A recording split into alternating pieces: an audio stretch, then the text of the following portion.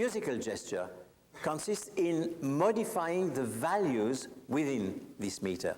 And therefore, otherwise, you have no musical gesture. Pierre Boulez, a complete musical celebrity. Grammy Award winner for 2 years in a row. Best Classical Album in 1994 and 1995. Pierre Boulez, exclusive on Deutsche Grammophon.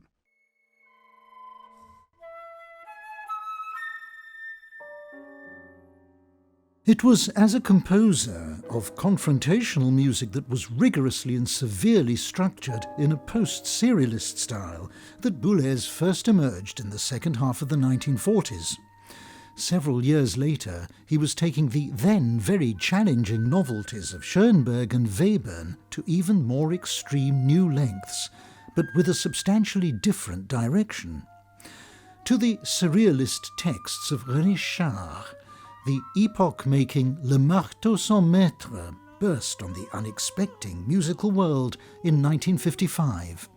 It was a completely new kind of song setting of poetry.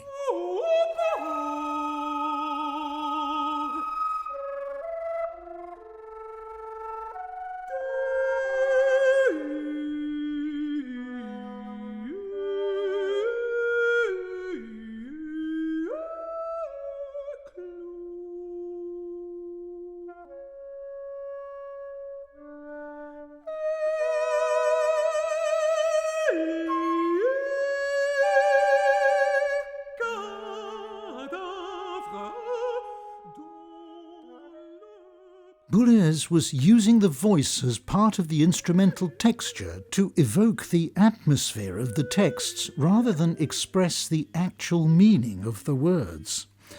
And the totally novel sound world that he conjured up to create that atmosphere went back to a revelatory experience that he'd first had when he'd begun his musical experiments nearly 10 years earlier. He told me all about it when I spoke with him at the time of his 80th birthday in 2005. I was very interested then by music from non-Western civilizations. That was very interesting for me to listen to music of Africa, to listen to music of Asia especially. And there were also, there are still two museums in Paris. The Musée de l'Homme, which is anthropology, but which had the department of musicology. And André Scheffner was a very good man, and he had quite a lot of documents. I could not have heard otherwise. And the same thing was in the Musée Guimet, another museum which is devoted to Asia. And then they had really extraordinary recordings of music of Japan or music of India, music of China, and Bali, of course. And then I heard that in 1945. It was a completely new world also. And that was very interesting because, I did not want to copy that and to make exotic products, so to speak. But I was interested in looking deeply in the depths of this music and to see what can I use of the spirit of this music. Especially, for instance, I give you an example, one rather superficial, but the sound of Bali music with all these metal instruments is absolutely unique. And then you don't have that at all in our European tradition. And on the other side, for instance, in the music of the Gagaku in Japan, the first time I heard that, I remember, I was amazed by the kind of expansion of the time, in a kind of very slow motion that you could hear also, with micro intervals.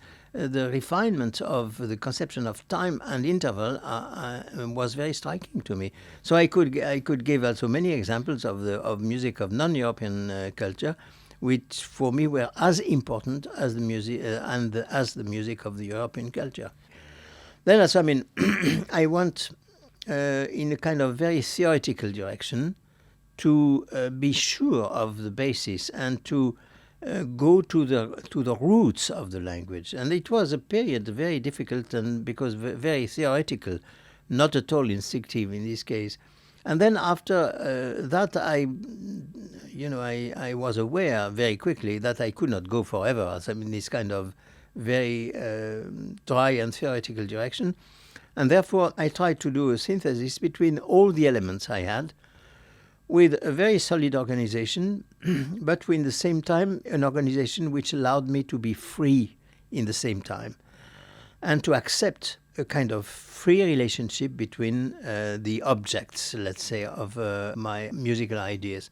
And therefore came Le Marteau Sans Maître, which is influenced by all non-European cultures, which is influenced by the Vienna School, of course, by Webern especially, and which is influenced by Stravinsky, Bartók, all the rhythmical invention of also this limit of European culture.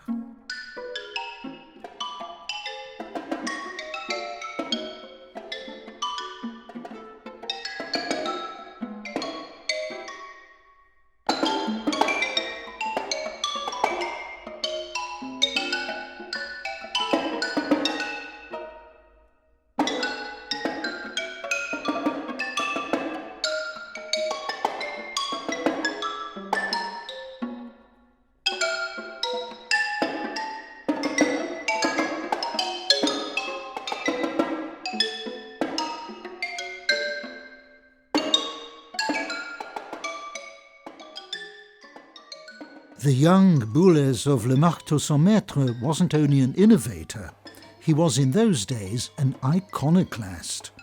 He expressed views on music that caused shockwaves far and wide, and not least when he wrote that the most elegant solution to the problem of opera is to blow up the opera houses. Well, before too long he was conducting in them, and to high acclaim, as he also was with the world's leading orchestras, even though orchestral and opera conducting had never been his original intention. I did not have any ambition first, and I did not expect that it will come this way. And then I did contact, but I was much more attracted to promote my own ideas about what should be ideally my conception of the musical life, how you could organize programs, how you can, make the contemporary music part of the musical life, very important part of the musical life, and even look at the way we organize concerts generally.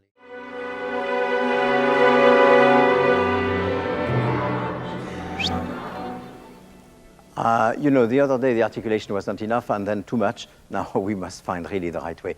Ya, ta, ta, ta, long each time, but one must perceive the rhythm in the group, and that's confused, all right?